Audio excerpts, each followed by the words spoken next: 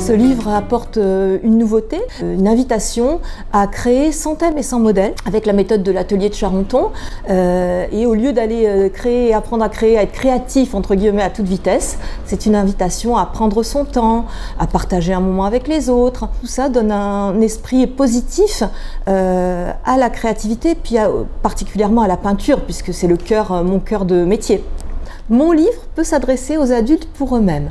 Il va donner des techniques, des mises en place, des idées, des pistes, des inspirations pour faire chez soi ou ailleurs, ou avec son enfant, ou avec des enfants.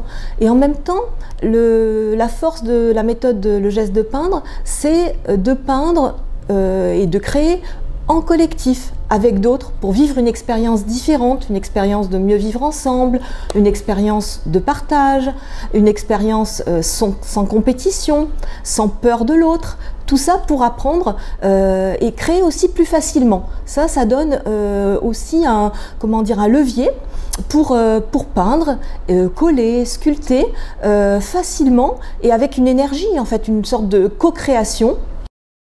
Le parent en retire pour son enfant et l'enfant directement pour lui le calme, parce qu'évidemment il va s'apaiser, il va être dans un lieu calme avec une personne qui lui apprend calmement les choses en petits groupes, en petit effectif, sans se comparer et sans le comparer, apprendre à être autonome.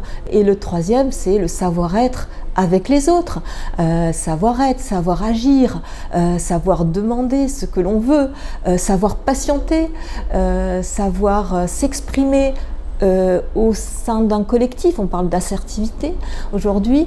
Tout ça, ça sert à l'enfant dans la société de demain, et le parent est content de ces répercussions palpables, déjà par les remarques des enseignants à l'école. Où a-t-il appris tout ça?